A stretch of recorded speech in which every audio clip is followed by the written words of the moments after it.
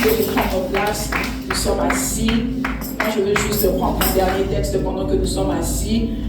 Le chapitre 33 dit, Jacob leva les yeux et arriva Ésaü accompagné. Et vu Ésaü accompagné de 400 hommes, il répartit les enfants entre Rachel et les 2 servantes. Il plaça les servantes en arrière avec leurs enfants, ensuite Léa et les enfants, ensuite Rachel avec Joseph. Écoutez, lui-même passa devant eux et se prosterna en terre 7 fois jusqu'à ce qu'il soit tout près de son frère. Ésaü courut à sa rencontre, l'embrassa, se jeta au cou et lui donna un baiser et ils pleurèrent. Alléluia.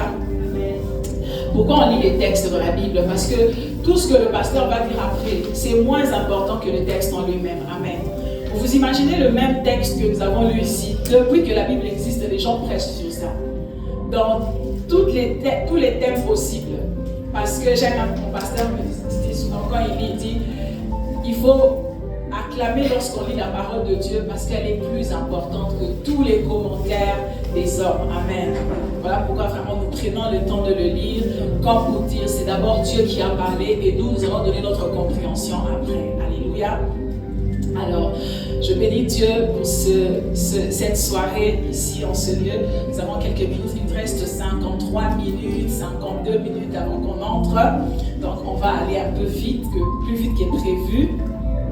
J'ai ma tante, c'est pas ma tante, c'est la tante de ma mère, donc c'est ma grand-mère, qui avait épousé, paix à son âme, elle n'est plus, elle avait épousé un monsieur important. Salut Jason, ça fait du bien de voir. Alors, excusez-moi. Elle avait épousé un homme important au Congo. À l'époque, c'était Zaïre.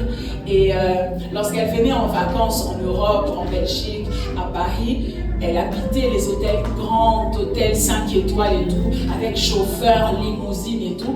Alors que ma tante, je m'appelle ma tante, alors que ma grand-mère, elle avait déjà fréquenté l'Europe, elle connaissait un peu les quartiers où elle pouvait trouver ses affaires et tout. Donc, en tant que la femme d'un monsieur important qui était dans le gouvernement, elle ne pouvait plus aller traîner dans les petits magasins. Donc, lorsqu'on lui donnait le chauffeur de l'hôtel et qu'elle disait au chauffeur, je vais aller faire mes courses, le chauffeur l'emmenait sur les Champs-Élysées, les boutiques là, des très très riches. Mais Tante Gabi, puisque maman l'appelle Tante Gabi, elle connaissait les autres boutiques. Alors quand elle rentrait dans les boutiques des riches, elle regardait les prix, elle dit, mais attends, ce même pain ici, je sais où je peux le trouver à 10 fois moins cher que ça. Alors, elle venait en vacances en Europe avec maman, puisque maman habitait chez elle. Maman était encore adolescente et tout. C'est qu'est-ce qu'elle faisait? Lorsqu'on lui donnait le chauffeur conduisait notre grand-mère jusque devant les boutiques des Champs-Élysées, des quartiers chics de Bruxelles. Elle descendait, elle disait au chauffeur, toi ne le suis pas, va te promener, reviens à 16h. Elle entrait vraiment dans la boutique, mais elle connaissait cette boutique qui avait une autre porte derrière. Donc elle sortait par la porte de derrière et elle prenait son train, elle allait traîner dans les châteaux rouges, les matongués. Elle achetait les super au prix dont elle savait que ça coûtait. Quand elle revenait aussi, il rentrait par la même porte de la boutique de Champs-Élysées. Elle sortait devant la porte, le chauffeur l'attendait avec ses gros sacs. Elle rentrait et puis elle prenait l'avion. Lorsqu'elle venait à Kinshasa, elle vendait ses pagnes au prix des... Parce que ses amis aussi étaient les amis des boss. Connaissaient les prix de ses pagnes dans les Champs-Élysées. Donc elle vendait ça au prix des Champs-Élysées. Et c'est comme ça qu'elle faisait bénéfice. Elle a construit beaucoup de maisons. C'était son commerce. Pourquoi Tante Gabi faisait ça? Elle faisait ça à cause de la rentabilité. Elle connaissait la différence de prix entre un magasin et un autre. Et c'est par souci de rentabilité, de bénéfice, qu'elle avait cette stratégie-là. Il vous est déjà arrivé, je pense que oui, vous entrez dans un magasin, une belle chaussure, on te dit 1000 euros, 1000 francs suisses. Tu l'aimes, tu l'achètes. Tu es content, tu es fier de toi. Et puis tu rencontres un ami, tu lui montres, viens regarde ça, j'ai trouvé ce bon plan, cette chaussure, il dit, tu as acheté ça combien? À 1000 euros. Il dit, ah, on t'a trompé? 1000 euros? Non, moi je connais un magasin. C'est à 200 euros. Si tu doutes, je te montre demain. Quand il t'emmène dans le magasin où c'est à 200 euros, tu regardes vraiment que c'est la même chaussure, que c'est là vraiment, c'est original. Vous connaissez la douleur de ça? Tu as mal. Pourquoi tu as mal? Parce que tu sais que le monsieur a gagné sur toi. Le vendeur a profité de toi. Tu aurais voulu avoir l'information avant. Comme ça, tu allais garder tes 800 francs en poche. Le fait que tu aies acheté avant d'avoir l'information t'a causé une perte. Et la prochaine fois que tu auras besoin de faire un achat, tu n'iras même plus dans ce magasin-là. Tu vas aller dans l'autre magasin. Tu deviens parcimonieux de ce que tu as comme argent parce que tu as découvert un magasin qui peut te faire épargner. La douleur qu'on ressent pour avoir dépensé plus alors qu'on pouvait dépenser moins si on avait l'information, c'est la même douleur que ressent David dans 1 Samuel chapitre 17. Si je peux donner un thème à cette année, c'est donc que le Seigneur m'enseigne, c'est le combat de la rentabilité. Le combat le plus rentable. C'est que David, il vient, son père l'envoie aller déposer des brebis à ses frères. Plutôt pas des brebis, le pain et tout ça, les fromages. Lorsqu'il arrive sur le champ de bataille, on informe à David qu'il y a un géant qui cherche la guerre contre Israël, mais seulement il faudrait qu'une seule personne se batte contre lui. La personne qui va remporter la victoire, le peuple de cette personne-là sera soumis au peuple. Il dit, attends, qu'est-ce que vous m'expliquez? On dit, les Philistins veulent nous combattre, ok? Mais on ne va pas se battre ensemble.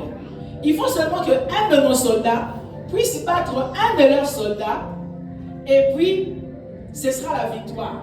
Seulement, la personne qui acceptera d'aller se battre contre le candidat des ennemis, on lui donnera la fille du roi comme épouse, il deviendra important dans l'armée, on va exonérer sa famille des taxes et tout ça, donc la personne va devenir riche. David repose encore la question. Vous savez pourquoi David continue à poser la question? Parce que David a toujours combattu dans la brousse. Il a tué les lions, il a tué l'ours. Jamais personne ne lui a payé quoi que ce soit.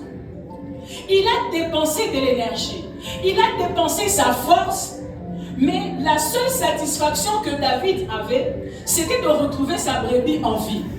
Mais personne ne lui donnait l'argent, personne ne faisait de lui quelqu'un d'important. On informe ici que si tu dépenses les mêmes 100 francs que tu dépensais à la bourse, si tu dépenses ça dans ce combat ici, la même force que tu dépensais à la bourse, que tu gaspillais à la bourse pour tuer les lions, si tu exerces la même force sur ce champ de bataille, on va te donner la fille du roi comme épouse, tu vas devenir important dans l'armée. Il est étonné, il a la joie et en même temps déçu de réaliser que toutes les victoires que j'ai eues étaient impayées. Ce combat est peut-être différent parce que ici c'est un humain, là-bas c'est un ours, mais la force est la même. Donc si je remporte la victoire ici, j'ai des bénéfices que je n'avais pas sur l'autre terrain.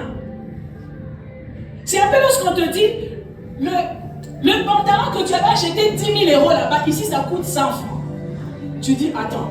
Ou on te dit le 100 francs que tu avais acheté les pantalons là-bas, si tu dépenses ça ici, tu auras non seulement un pantalon, mais tu auras aussi une veste, tu auras aussi une valise, tu auras une garde-robe entière. C'est ce que David est en train de réaliser dans ce texte. On informe à David que la même force que tu vas dépenser ici, que tu dépensais là-bas, ici ça va te donner beaucoup plus d'avantages. Bien-aimé, le combat le plus rentable veut juste dire que la même force que tu peux dépenser ici peut te donner un certain résultat, mais lorsque tu le dépenses sur un autre terrain, te donne d'autres résultats. Lorsque Dieu approche Gédéon et il trouve Gédéon en train de moudre les blés, il dit Gédéon, vaillant héros, tu es puissant et fort. Gédéon a dit Seigneur, non.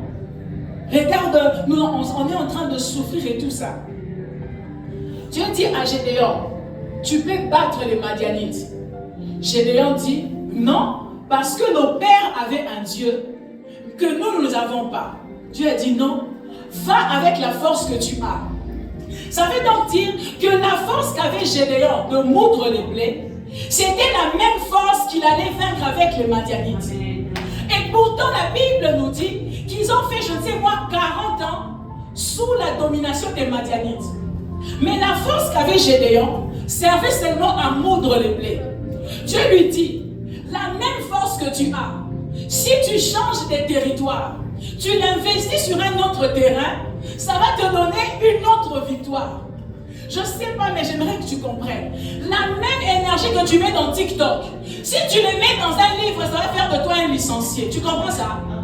La même énergie que tu mets dans les disputes avec ton conjoint, si tu le mets dans la prière, ça va te faire de toi une femme puissante. Amen. Dieu dit à Gédéon, va avec la force que tu as. En fait, ça veut juste te dire, délocalise le lieu de ton investissement. Arrête d'investir sur ces terrains. Des fois, on pense qu'on a besoin que Dieu nous donne plus de force. Oh, pour cette année 2026, que Dieu me donne plus de force, plus d'argent pour que je monte mon entreprise. Dieu dit, avec les petites économies que tu as là, tu vas acheter sacs, pantalons, tu es dans les voyages. Si tu délocalises ça et que tu mets ça en bourse, ça va te donner plus de bénéfices. La même force, mais les résultats différents. Pourquoi? Parce que tu changes de territoire. Tu changes le terrain sur lequel tu sèmes ta force. Tu changes le terrain sur lequel tu sèmes ton énergie. Tu changes le terrain sur lequel tu sèmes ton temps. David a toujours combattu contre les lions. Personne n'a fait de lui quoi que ce soit. Il était berger, il est resté berger. Après avoir tué l'ours, il était berger, il est resté berger. Mais on lui dit, si la force que tu avais dépensée pour tuer le lion, aujourd'hui tu t'en sers pour tuer Goliath, tu deviens le gendre du roi, tu deviens riche et chef d'armée. Le combat le plus rentable. Je ne sais pas où est-ce que tu as mis ta force en 2025. Il y en a qui ont passé des heures et des heures. Et chaque semaine, Google, Android ou Samsung et tout ça nous donne le compte rendu de ce que nous avons sémé sur Internet. Tu as fait 8 heures par jour. Tu as fait 20 heures par jour sur YouTube. Et puis il te dit, sur YouTube, distraction, autant de pourcents. Intelligence, autant de pourcents. Il te montre où est-ce que tu as mis ta force. Où est-ce que tu as mis ton temps. Et David réalise que là où j'ai mis ma force, ça ne m'a rien donné. Mais il découvre un autre terrain. Que s'il investit dans ce terrain-là, ça change sa vie. Oh, bien-aimé. J'ignore dans quel secteur tu as sémé ton temps l'année passée. Peut-être que tu l'as mis dans des choses importantes. Il y en a peut-être aussi qui l'ont perdu sur les réseaux, dans les disputes, dans les inquiétudes, dans le questionnement, dans la colère. Mais tu vois, Dieu est bon. Comme David, Dieu te donne une autre occasion. Alléluia. Il te donne un autre terrain. Il dit, si en 2026, tu prends la même force, la même santé, la même énergie, tu les mets dans autre chose, ça va changer ta vie. Amen. Oh, je viens dire à quelqu'un ce soir, Dieu te donne une autre opportunité. L'opportunité que tu as entrée en 2026, plusieurs ne l'ont pas eue. Leur vie s'est arrêtée. Et lorsque tu vas dans les tombes, au cimetière, tu vois on écrit même la date à laquelle le voyage de cette personne s'est arrêté. Mais Dieu te donne un autre Goliath. Il dit hier, ça ne t'a rien donné, mais voici 2026, c'est à tes portes. Est-ce que tu vas prendre la même énergie et les mettre encore dans les disputes? Tu vas prendre la même énergie et les mettre dans les inquiétudes, de mettre dans des fêtes, dans la distraction? Ou est-ce que tu peux choisir de le mettre sur un terrain où tu sais qu'après avoir lu ces livres, je maîtrise l'allemand. Après avoir investi dans ces terrains, je peux gagner des bénéfices et acheter une parcelle. Après avoir fait ci et ça, je peux évoluer dans ma vie. Je peux apprendre l'anglais. Dieu dit, choisis ton combat. Choisis la rentabilité. Choisis de faire en cette année des choses qui vont transformer ta vie, qui vont changer ta vie. Je sais qu'il y a des personnes qui ont comme but d'être peut-être la femme la plus aimée de son mari.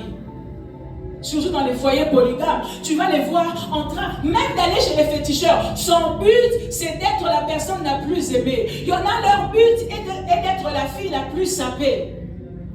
Elle met sa vie sur TikTok, elle est là en train de vouloir, parce qu'il y en a d'autres, son but est d'atteindre 1 million d'abonnés. Chacun son combat. Mais regarde un peu combien ça va te rapporter à la fin. Bon, après, si tu discutes, ça va t'emmener quoi?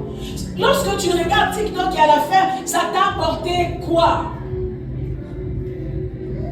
Et vous savez, pour aller un peu plus vite, David choisit le combat le plus rentable. Mais pour remporter le combat le plus rentable, David devait choisir de laisser un autre terrain. Parce que la Bible dit qu'il y a son frère Eliab qui combat contre lui, dit « Oh, mais toi, tu es un aventurier et tout ça. » Son frère vient discuter avec David. Mais David, la Bible dit, il tourne le dos à son frère. Il choisit ce jour-là de ne pas se disputer avec Eliab, mais d'aller combattre contre Goliath.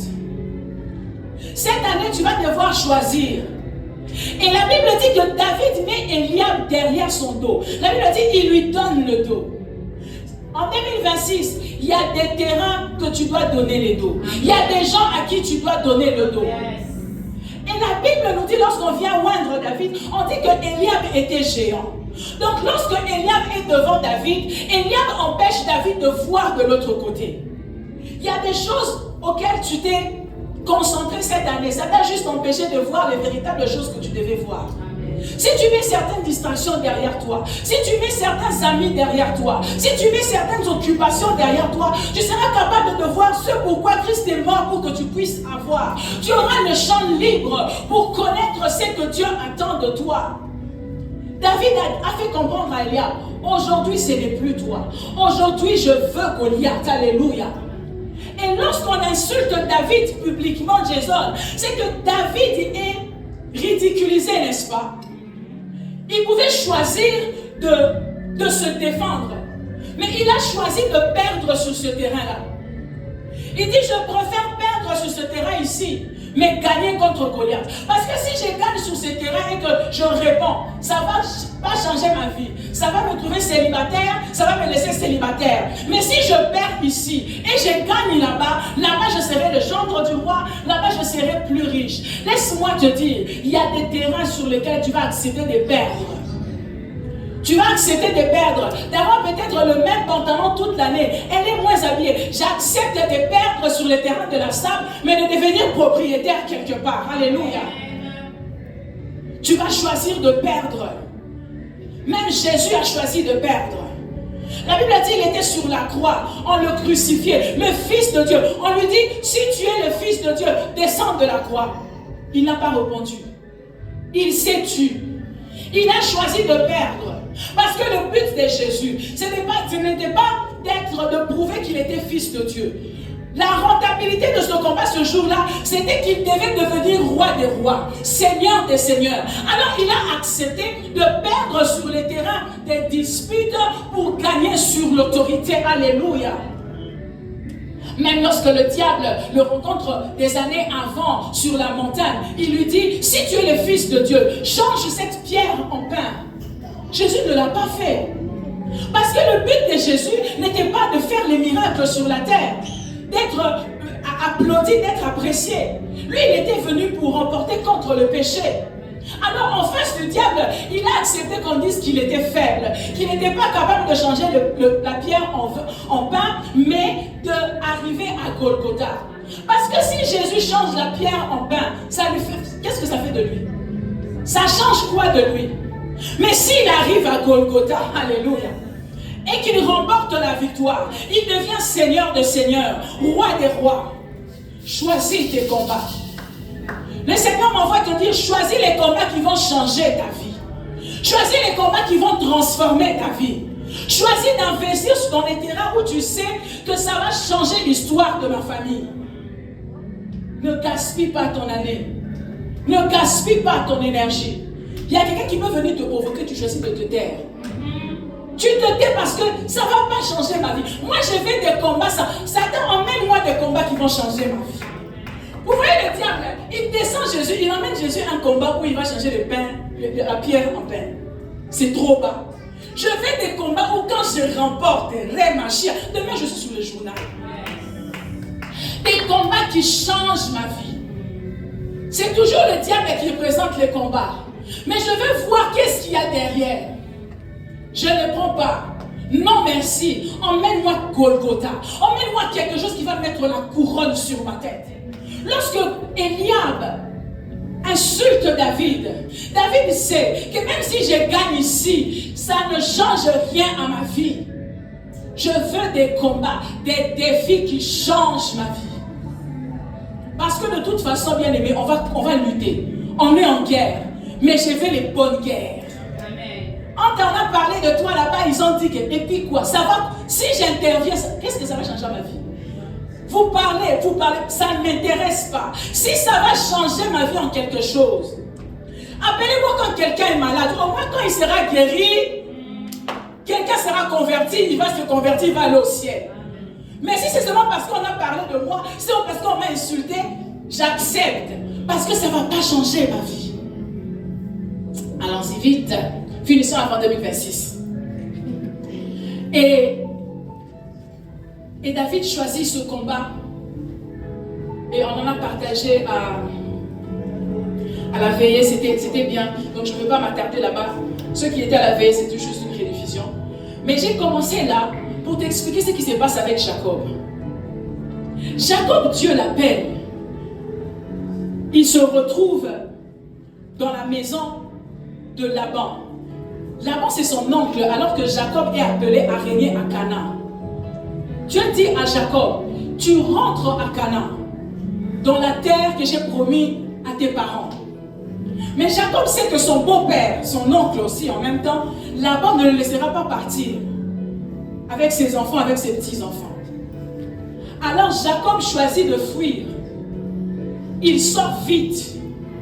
Il part lorsque Laban est occupé. Mais regardez-moi cette scène. C'est que Jacob sait qu'à Canaan, là où Dieu l'appelle, il y a Ésaü. Ésaü aussi est un ennemi. Parce que, en fait, il a fui Canaan parce qu'Ésaü voulait le tuer. Donc, ça veut dire que là où Dieu appelle Jacob à partir, il y a un ennemi. Là où Dieu l'appelle à quitter, il y a aussi un ennemi. Ça veut dire que, comme on dit, il a été pris en sandwich. Derrière lui, il y a un ennemi, puisque Laban était en train de le suivre. Et devant lui aussi, il y a un ennemi, puisque Ésaü est devant. J'aimerais que tu aies cette image dans ta tête. Derrière Laban, devant Ésaü, Jacob au milieu. Et Dieu dit à Jacob, va à Canaan. Et lorsque Jacob fait de son mieux pour fuir, aller à Canaan, et que Laban ne soit pas encore au courant de sa fuite, la Bible dit que Laban a appris que Jacob avait fui. Laban se met à poursuivre Jacob. Mais s'il te plaît, va me lire ce texte. Merveilleux. La Bible dit alors que Laban, qui est derrière Jacob, est en train de suivre Jacob, Dieu va dire à Laban, c'est comme si Dieu passe derrière Jacob. Il va dire à Laban, garde-toi de parler en bien ou en mal contre Jacob. Ça veut dire que Dieu combat pour Jacob à l'arrière. Et ça me rappelle les enfants d'Israël. La Bible dit alors qu'ils sont en train d'aller pour traverser la mer Rouge. Le pharaon est derrière en train de les suivre. Et les enfants d'Israël sont agités. Ils sont en train de crier parce qu'ils ont vu le pharaon. Dieu leur a dit, gardez silence. Ne vous inquiétez pas de ce qui est derrière vous. Je viens dire à quelqu'un aujourd'hui que Dieu ne nous a donné aucune arme pour le dos. Lorsque tu lis Ephésiens 6, on nous donne les armures que Dieu nous a données, le casque, la ceinture et tout ça. Il n'y a rien pour protéger les dos. Si Dieu ne t'a donné rien pour protéger le dos, ça veut dire que ce qui est derrière ton dos n'est pas mortel. Ça ne va pas te tuer. J'invite quelqu'un à faire la datation et est la localisation de tes problèmes. Si ces problèmes s'est passé en 2025, ça ne t'intéresse pas. Amen. Si cette circonstance s'est passée il y a 10 ans avant, je ne mets aucune force derrière. Parce que Dieu ne m'a donné aucune arme pour me défendre contre ce qui est derrière mon dos. Je viens dire à quelqu'un ceci. Tu n'as pas le temps à investir pour ce qui est déjà passé. Le temps que Dieu t'a donné, l'argent que Dieu va te donner, tout ce que Dieu te donne maintenant, c'est pour t'occuper des combats qui sont devant toi. Lorsque Jacob comprend que Laban est derrière lui, lis ta Bible. Jacob n'a dépensé aucune énergie contre Laban. Il n'a rien fait. Dieu s'est occupé lui-même de Laban. En 2025, tu as mis trop d'énergie pour des choses qui étaient derrière ton dos. Tu t'es occupé, tu as pris l'énergie qui devait te servir à combattre contre ceux qui étaient devant toi. Tu l'as investi pour ceux qui étaient derrière ton dos. Mais Jacob comprend ceci. Je ne peux pas combattre ce qui est devant moi et ce qui est derrière moi en même temps. Tu ne peux pas avancer et t'occuper de ce qui est derrière toi en même temps. Ça veut dire que lorsque même je viens dans ta vie, les choses que tu as fait avant que j'arrive dans ta vie ne m'intéressent pas. Moi, je suis là avec toi, maman Esther, pour qu'on avance. Si on vient me parler de choses qui sont derrière ton dos, je sais que Dieu va s'en occuper. Parce que je n'ai pas d'épée pour combattre ce qui est derrière. C'est que Dieu m'a donné et pour ce qui est devant moi. Si tu prends ce que Dieu te donne pour combattre l'avenir, le présent et le futur, tu le mets pour ce qui est derrière toi, tu vas manquer d'énergie pour t'occuper de ce qui est devant toi. Si tu prends la provision que Dieu te donne pour combattre ce qui est devant toi, et tu prends un peu pour mettre dans l'énergie les choses qui sont derrière toi, tu auras peu d'énergie. Tu auras peu d'énergie, peu de force pour combattre ce qui est devant toi. Alors Jacob sait que je dois choisir mon combat. Je combats contre ce qui est derrière ou contre ce qui est devant, mais je ne peux pas faire les deux à la fois. Et lorsque tu conduis, on te dit, regarde devant, parce que le volant, que tu le veuilles ou pas, prend la direction de tes yeux. Donc si je vais avancer, je dois regarder devant moi. Mais le problème, c'est que maman Nada, alors que tu regardes devant toi, tes oreilles peuvent entendre les bruits des chars de Pharaon qui arrivent derrière toi. Alors tu entends les ennemis qui parlent. Tu entends les diables qui murmurent derrière toi. Tu entends, parce que si les enfants d'Israël ont commencé à avoir peur devant la mer Rouge, c'est parce qu'ils entendaient les bruits des chars du Pharaon en train d'arriver. Tu entendras les bruits, mais c'est inoffensif. Ça ne va rien te faire. Ils vont parler, mais ça ne va pas changer ta vie. Ils vont faire, tu sais, des fois l'arme, quand tu charges l'arme, ça fait crac, crac, crac, crac. Tu sens qu'on va tirer maintenant. Mais localise les bruits de l'arme. Si ça vient de derrière, ça ne va rien faire. Alléluia. Si ça vient de derrière, ça ne va rien faire. Dieu va s'en occuper. Et Jacob est là, en train d'avancer. Lorsque Laban arrive, lui-même Laban, il dit à Jacob, ma main est trop puissante pour t'anéantir. Mais le Dieu de ton père m'est apparu, il m'a dit de ne pas te toucher. Tu sais, il y a des ennemis qui sont plus forts que toi. Mais il y a quelqu'un qui sont plus forts que eux. Et il va s'occuper d'eux. Fais confiance au Seigneur. Fais confiance à Dieu. 2025, quand ça va passer là, laisse ça passer. Que ça parte. Avançant. Et Jacob arrive là. Maintenant qu'il a liquidé Laban, il lui reste Ésaü, n'est-ce pas? Mais Jacob, lui qui n'a pas prié pour vaincre Laban, il met sa famille de côté et il dit, moi je vais aller prier.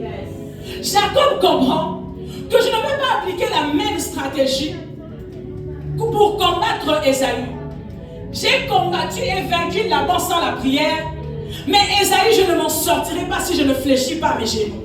Ésaü, je ne m'en sortirai pas si je ne cherche pas Dieu. Peut-être en 2025, tu as eu des victoires sans prière. Des choses sont tombées comme ça. Et Satan fortifie un peu, dit, hey, je n'ai pas trop prié, mais on m'a donné. Je n'ai pas trop jeûné, on m'a donné. Dieu dit, en 2026, là, il faudra changer de stratégie. Tu n'as peut-être pas jeûné pour avoir ça. Mais en 2026, il va falloir que tu changes de stratégie. Il va falloir que tu cherches Dieu. Dieu ne donne pas les choses toujours par le même canal.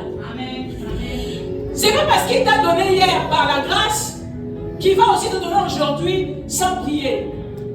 Cette fois, pour ceux qui est devant toi, j'entends là clairement de la part de Dieu, tu vas devoir prier, tu vas devoir jeûner, tu vas devoir fléchir les genoux. Jacob a compris que Ésaü n'est pas Laban. Alléluia. Lorsque Esther a voulu se marier, Esther n'a jamais jeûné. Esther n'a pas prié. Peut-être Mardochée a imposé les mains, mais Esther n'a rien fait. Fille gâtée, on lui lave. Pendant 6 mois, on lui met de l'huile. Tranquille, elle arrive là-bas, on l'a choisie, elle devient reine. Mais un jour, Aman se lève. Esther comprend que Aman n'est pas le roi. Aman n'est pas le mariage. Je suis arrivé au mariage sans jeûne et prière. Mais pour remporter contre Aman, je vais fléchir mes genoux. Je dois prier Dieu. Parce que si je ne fléchis pas mes genoux, il mourra. Et le Seigneur m'envoie te dire, pour ceux qui est devant toi, ne fais pas l'erreur de dire, je m'en sortirai comme l'autre fois. Samson a fait la même erreur. Cette fois, tu vas prier. Cette fois, tu vas apprendre à jeûner. Cette fois, tu vas chercher Dieu. Parce que Ésaü n'est pas Laban. 2026 n'est pas 2025. Ceux qui sont devant toi sont différents de ceux qui sont derrière toi.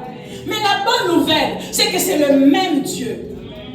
Il a la capacité de donner victoire contre n'importe qui. Seulement lui n'utilise pas la même stratégie. Pour les combats qui sont derrière toi, maman a dû sortir l'argent pour payer. Papa a dû t'emprunter pour te donner la solution. Dieu dit pour ceux qui est devant toi, elle ne va pas utiliser maman, il ne va pas utiliser papa. C'est toi qui dois fléchir tes genoux. C'est toi qui dois chercher Dieu. Et Jacob comprend ça. Et lorsque Jacob va prier, il comprend que, comme Esther, je ne peux pas arriver là-bas seulement avec ma beauté. C'est insuffisant. Je ne peux pas arriver là-bas avec juste espérer en la pitié. Ça ne va pas suffire. Il me faut plus. Dieu dit, tu dois arriver là-bas avec un vase d'huile plein. Tu dois arriver là-bas avec une corde d'huile remplie d'onction, remplie de feu. Tu dois te présenter là-bas avec assez d'aliments, avec assez d'intelligence. Tu dois pouvoir appliquer une autre stratégie. N'arrive pas là-bas les mains vides. N'arrive pas là-bas la tête vide. N'arrive pas là-bas réduit. N'arrive pas là-bas juste en espérant à la pitié, à la grâce. Il faudra que tu remplisses ta corde d'huile. Et Esther paye le prix. Elle paye le prix comme Jacob. Et pour cela, il est obligé de se séparer de sa famille, d'aller en retraite. Bien-aimé, cette année, tu vas devoir réorganiser ton agenda, planifier des retraites, planifier des nuits de prière, planifier des nuits d'études, où tu te dis aujourd'hui je ne sors pas, j'apprends l'allemand. Aujourd'hui je ne sors pas, j'étudie ce cours. Aujourd'hui je ne sors pas, je cherche du travail. Tu tapes, on te dit non, tu demandes encore, tu demandes encore, tu demandes. Il va falloir que tu t'investisses cette fois. Il n'y a pas quelqu'un qui va le faire pour toi. Dieu l'a fait hier sans toi, mais cette fois il veut le faire avec toi. Et lorsque Jacob arrive devant Dieu, moi j'attends que pendant la prière de Jacob, que Dieu aille s'occuper d'Ésaü comme il s'est occupé de Laban. Mais lorsque Jacob va prier, Dieu vient taper Jacob. Je dis mais attends, si j'étais Jacob, je dis Seigneur, l'ennemi est devant, pourquoi tu me frappes? Pourquoi tu me frappes? Parce que celui qui veut me faire du mal, celui qui me bloque l'accès à la bénédiction, c'est Ésaü. Alors moi je viens te chercher pour que tu touches Ésaü, pour que tu parles à Ésaü. Pourquoi tu me frappes? Parce que bien aimé, le Seigneur m'a montré ceci, que Jacob n'avait pas 2 ennemis. Jacob avait 3 ennemis. Un ennemi derrière, un ennemi devant et un ennemi en lui. Amen. Il avait 3 ennemis. Lorsque tu pries, tu dis Dieu touche-le, Dieu change-le, Dieu ouvre les portes. Dieu dit, et toi? Et toi? Ce qui est en toi est plus dangereux que ce qui est devant toi. Amen. Le péché qui est en toi est plus dangereux que le diable qui est devant toi. Vous savez que le péché est plus dangereux que Satan. Jésus n'est pas venu pour vaincre Satan, Jésus est venu pour vaincre le péché. Amen. Parce que le péché a même fait de Satan prisonnier. C'est le péché qui a détrôné Satan du ciel, l'a renversé sur la terre. Jésus est venu s'occuper d'abord de l'ennemi le plus important. Dieu dit, pourquoi tu veux que je m'occupe d'Ésaü comme toi-même tu es voleur? Pourquoi tu veux que je puisse traiter Ésaü comme toi-même tu es menteur, Jacob? Je veux d'abord m'occuper de ce qui est en toi. Dieu dit ceci, le combat le plus rentable, ce n'est pas de vaincre contre le diable, mais contre le péché qui est en toi. Amen. Ce n'est pas de vaincre contre les ennemis de ma vie. Dieu dit ta bouche, tu dois te délivrer de l'insolence. Je dois traiter la colère en toi. Je dois te vider de l'impolitesse. Je dois te vider de l'orgueil. Ce qui est en toi est plus dangereux que ce qui est devant toi. Et tu vois, si tu remportes la victoire contre ce qui est en toi, ce qui est devant toi devient un jeu d'enfant. Un jeu d'enfant. Dieu dit, si tu remportes contre la colère, tu remportes contre l'inquiétude, contre les doutes, contre l'impolitesse, contre la masturbation, contre toutes ces choses, ce que tu crains là, c'est rien. Ça subsiste devant toi parce qu'il y a un ennemi en toi. 5e colonne. Ouais. Pour ceux qui lisent, sinon ceux qui n'ont pas lu n'ont pas compris. Alléluia. L'ennemi est en toi. Lorsque tu te lèves pour chasser les démons, je les lis, je les chasse. Ce qui fait qu'ils ne partent pas, c'est la 5e colonne. La 5e colonne, ça veut dire que c'est leur ennemi en toi, leur pion en toi, qui leur permet de te résister.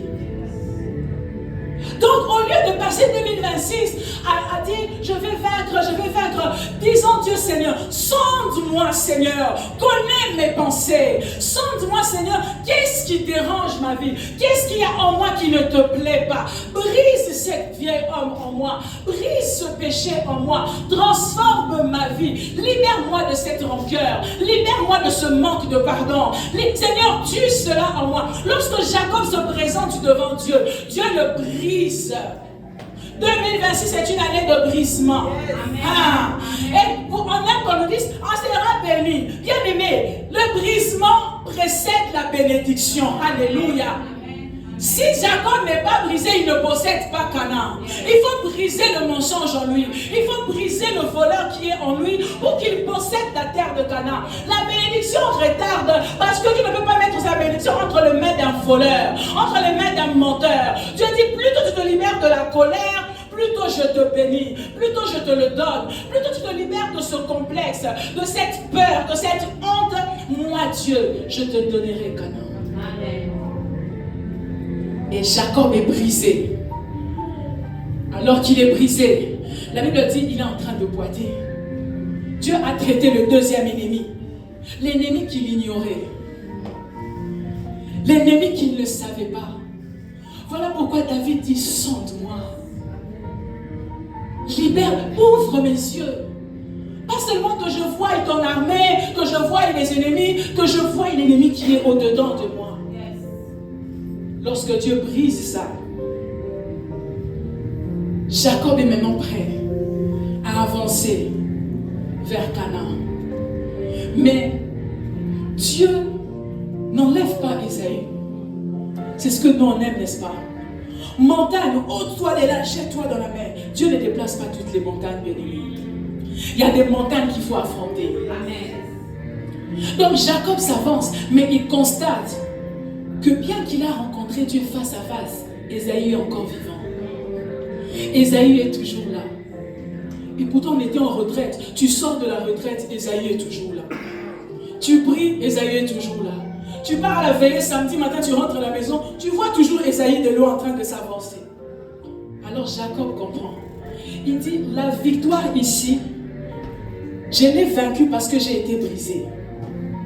Alors celui-là aussi, peut-être que ça va se passer de la même manière. La Bible dit, il a continué à marcher. Il boitait. Jacob n'a pas dit, je vais attendre que je guérisse d'abord de cette fracture. Après, je vais commencer à avancer. Il boitait, mais il avançait. Dieu dit, cette année 2026, n'attends pas que les choses soient parfaites. N'attends pas que Dieu finisse, que Dieu arrange tout pour que tu commences à avancer. Dieu dit, avance même en boitant. Tu vois, avec ce peu d'allemand que tu as là, postule. Ne te dis pas que je dois d'abord atteindre C1, B2 pour aller demander. Dieu dit, avance en boitant. Cette année, on n'a pas d'excuses. Tu ne vas pas dire que je n'ai pas encore assez étudié, il faut encore que je vienne d'arriver, je boite. Dieu a dit, tu boites, mais ça ne t'empêchera pas de mettre un pied, même un tout petit pas, fais-le. Avance. Avance. Et Jacob avance. Mais je constate une chose. La Bible dit, alors que je m'étais exercé à la maison, j'espère que je ne vais pas tomber. Alors que Jacob avance, la Bible dit, il s'est prosterné 7 fois en avançant. En 2026, on va faire ça. On avance, on se prosterne. Tu te lèves, tu cherches du travail, tu te prosternes. Tu te lèves, tu prêches dimanche, tu te prosternes.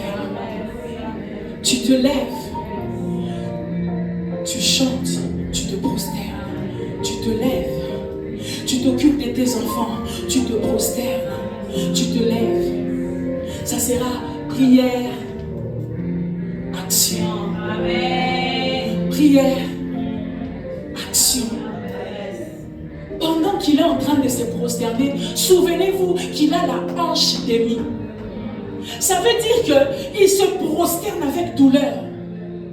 N'attends pas avoir envie de prier pour prier. N'attends pas qu'il fasse quoi pour venir à la nuit de prière. Même quand ça fait mal, tu n'as pas envie de prier. Mais tu fais, Seigneur, c'est tellement dur. Oh mon Dieu, cette vie chrétienne en Europe et puis en hiver. Mais Jacob sait, si je dois arriver devant Ésaü et vaincre, je dois me prosterner ici. Il lève les mains, il prie. Pour se lever de là, il souffre. La Bible dit 7 fois parce que c'était les chiffres de la perfection. On ne sait pas combien de fois il s'est prosterné. Mais il a avancé en se prosternant.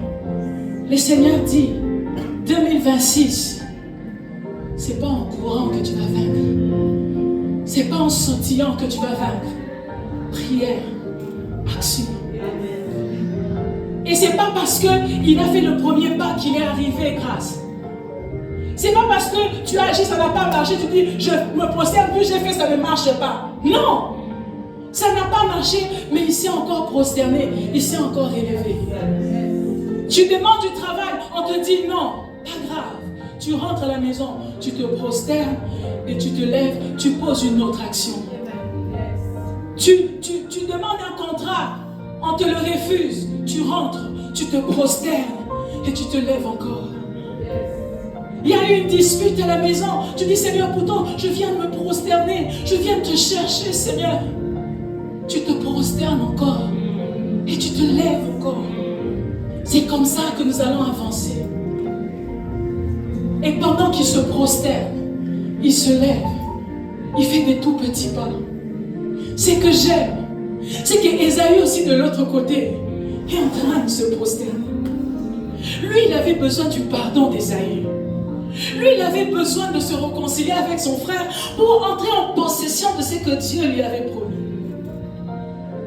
Pendant que toi, tu te prosternes, tu te lèves, tu as des fois l'impression que c'est lent. Mais Dieu est aussi en train de précipiter la chose pour te rencontrer. Dieu dit, tu ne feras pas tous les kilomètres. Tu ne vas pas faire tous les kilomètres. Tu ne vas pas faire tout à la fois. On a dit qu'il faut 7 ans pour maîtriser la langue dans ce pays. Tu as dit, fais des tout petits pas. Fais des tout petits pas. Tu ne feras pas tous les 7 ans. Quelque part, tu vas rencontrer la chose. Quelque part, tu vas obtenir la chose. Tu ne feras pas tout. La chose aussi va venir vers toi. Pendant que Jacob est en train de marcher au ralenti, parce qu'il doit parfois s'arrêter d'abord pour se prosterner, avant de se relever, Ésaü est en train toujours de courir vers lui, de venir vers lui. Dieu dit, ne t'arrête pas de te prosterner. Parce que des fois, lorsque tu pries, tu as l'impression que tu es en retard. Tu as l'impression que ça traîne. Mais Dieu précipite les autres choses de l'autre côté. Pendant que toi, tu te prosternes, tu actives la vitesse de l'autre côté. La vitesse n'est peut-être pas dans ton corps, mais Dieu a activé la vitesse de l'autre. Dieu va le faire, mais à sa manière. Toi, utilise seulement le procédé de Dieu. Toi, utilise seulement la manière de faire de Dieu. Prosterner debout. C'est lent, mais Dieu va le faire. À un certain moment, il y aura une collusion. Amen. Ah Dieu, à un certain moment, il y aura une collusion. Et lorsqu'il rencontre Ésaü, Ésaü ne se fâche pas. Ésaü est content de le voir. Il ne comprend pas. À quel moment il n'avait même pas encore dit pardon, qu'Ésaü l'avait déjà embrassé, qu'Ésaü l'avait déjà serré. Dieu va le faire. Et ça va se passer en se prosternant et en s'élevant. En remportant la victoire sur ce qui est en toi et ce qui est devant toi. J'aimerais que l'on prie, bien-aimé. Cette année, tu dois prendre la décision de changer ta vie de prière. Tu dois chercher à choisir les combats, à remporter ceux qui vont transformer ta vie. Où est-ce que tu as mis ta force les années passées? En quoi est-ce que tu t'es investi l'année passée? Surtout aujourd'hui, avec les scandales dans les églises et tout, tu te dis à quoi ça me sert de prier? À quoi ça me sert, Seigneur? Je parlais avec maman Esther, j'ai dit maman Esther, avec tout ce qu'on sème dans l'œuvre de Dieu, on a l'impression que les résultats ne suivent pas les actions. Mais Dieu est en train de précipiter les choses de l'autre côté. À un certain moment, ça va tomber dans tes mains. Mais tu ne peux y arriver, bien-aimé, que si tu avances à la manière de Dieu. Que si tu avances à la manière de Dieu. Et laissez-moi vous dire que pendant que Jacob se prosterne et se lève, sa famille ne se prosterne pas. Ses enfants ne se prosternent pas. Mais Jacob sait ce qu'il est en train de chercher de la part de Dieu.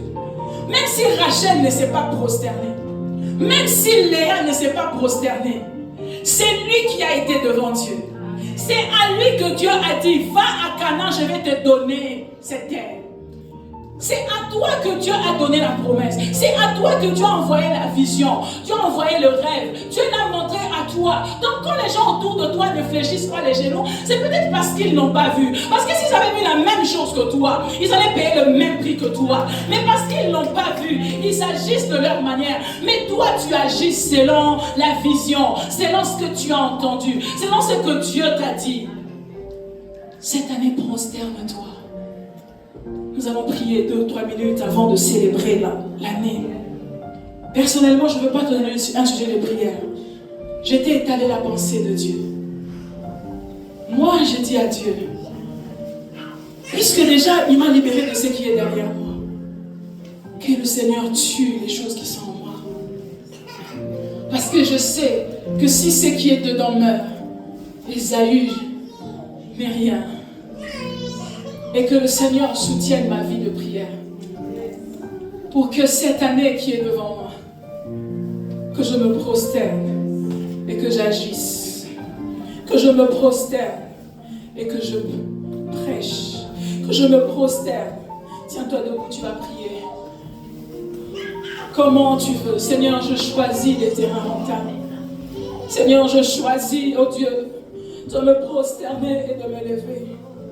Tu as dit pour le combat qui